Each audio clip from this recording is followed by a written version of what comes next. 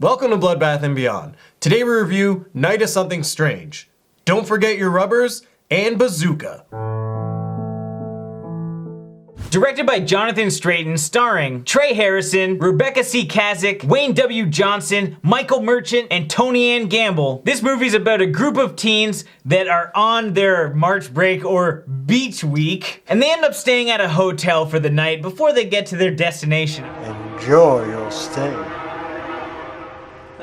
Unfortunately, there's been some kind of zombie outbreak in which the infection is passed through STDs, which are transmitted basically how many STDs would be transmitted, either through vagina or dick or mouth or a combination of any of that. Before we get into things, we are going to be having a giveaway for this movie and like a fan pack. There's links in the description where you can find out what the fan pack entails, but essentially it's this movie, region free, a bunch of pins, a sticker, and a t-shirt. There's links in the description. It's open worldwide, and again, the Blu-ray is region free, so go ahead and enter. It's also worth mentioning that this is technically a sponsored video only because of the giveaway, but our review has nothing to do with the giveaway. So if we hate the movie, we're still giving this thing away. The review is not paid for. We're just gonna do our regular thing and give away some shit. So what do we like? It's worth noting out the gate that this movie is more for like people that are into trauma stuff or stuff that is really pushing the limits as far as humor is concerned, because there's a lot of raunchy things in this movie. I, for one, did enjoy it, and usually I'm not a fan of raunchy humor. And the film successfully makes you feel awkward.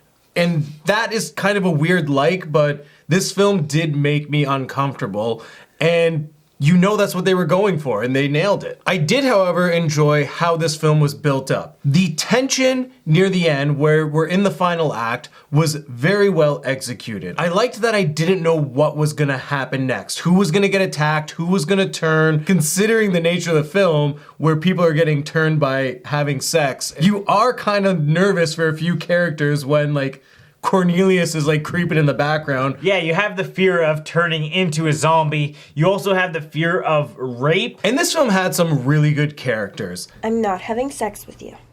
What sex? That's the furthest thing from my mind.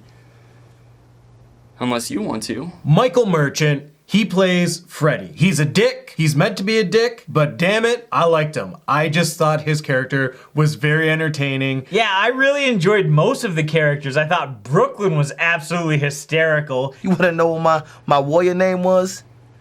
Big Fat Dick, Deadly Hands. Trey Harrison, who plays Dirk, he was our hero, and they had some really funny moments with him. It was over the top that he was meant to be like the protagonist and like the last action hero. And who the fuck are you? I'm the guy that's gonna save your ass. Call me Dirk.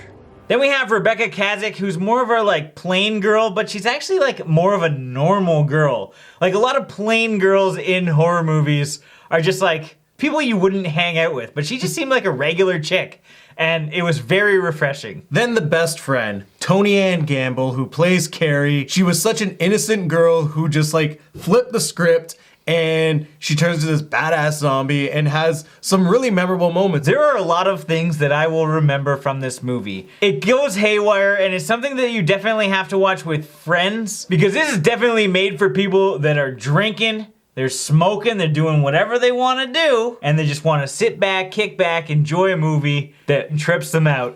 This shit right here is the truth. From a technical standpoint, I enjoyed the cinematography in this film. I thought they had a lot of creative shots. There was good long takes. Almost every shot you have some kind of dolly move, or you have some like rack focus where you have the focus moving to a certain point in the shot. I was just blown away by how great everything looked. The makeup was really well done in this film, especially with Wayne W. Johnson's character, Cornelius. He is the lead zombie. He is the reason that this is all going down. You want to talk about something strange? This guy was strange. And he's a creepy ass rapist who spreads diseases by fucking people. We didn't really get like a lot of like on-screen kills. There was more like squibs exploding everywhere, but the makeup of the zombies, the contact lenses that they used in their eyes, it was just believable and it looked realistic. To help with the cinematography and build the tension and everything is the music. I thought the score was fantastic. It's very epic. It keeps you engaged in the film. And the Foley effects, disgusting as they may be at times, it was all really well done. For those looking for nudity, and if you're looking for sex and stuff, there's a small amount in this movie. We have Nicola Fiore, who plays our bad girl. Clothes on, clothes off, definitely a good looking gal. So what didn't we like? I'm kicking this off with the pacing of the movie, and in all honesty, I loved the final act. Getting to that final act, they were going for too many gag jokes, like over-the-top cringe jokes, that I felt didn't further the story. And I think if they just focused more on developing the characters throughout the beginning to the middle, instead of just giving us everything at the end, it would have been a more balanced film. This is one of the few times where I actually disagree with John. I enjoyed the pacing. I don't want to talk too much about the technical aspects, but they are worth mentioning. There are some flaws when it comes to some of the makeup, specifically when it comes to Cornelius's face. You have some like separation with the makeup coming off his neck and his mouth. And another thing that people might notice is some of the Foley effects, while I liked most of them, some of them just didn't exist. And there's only a few shots where there's actually like an absence of sound, but they're actually like close-up critical moments where you should have sound effects. Even times I noticed with the ADR, it just doesn't sync up. Fucking army!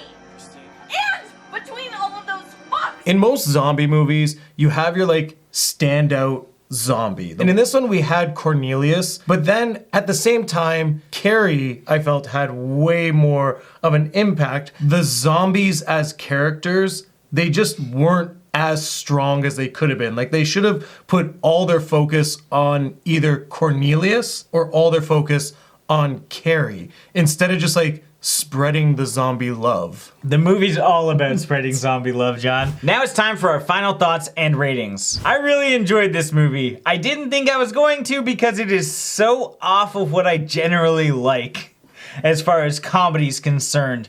But it was executed very well. I not only enjoyed the humor and the practical effects, but I liked the story and how everything kind of flowed together, and our characters were very, very enjoyable. They were all likable, and I was rooting for all of them, to be honest. Whether it was don't get killed or don't get raped, either way, I didn't expect what I got. And that is something that movies don't really do these days. So it's really nice to be caught off guard by a lot of things, and this movie definitely caught me off guard many times over.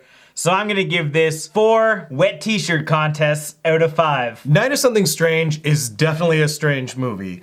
There's a lot of cringeworthy moments, but there's also a lot of funny moments. I found myself laughing, especially near the end of the movie. I loved the final arc. I think this film really hit home at the end. It had awesome moments, it built great tension, and it had really enjoyable characters. I did have a few issues with the pacing of the film and how it started off. I felt it was a little too slow and a lot of one-off gags that weren't really funny to me, but it may be funny to you. It's entertaining at the very least, and I think there is definitely a market out there for it, especially if you're a fan of trauma films. So with that being said, I'm gonna give this film 3 typical gas station restrooms out of 5. As always, thank you for watching. Like this video and comment below with your thoughts on the film if you've seen it. If you haven't and you do want to check it out, we happen to be running a contest. Check out the description. And if this is your first time here, make sure you subscribe to the channel to stay updated with everything Bloodbath and beyond.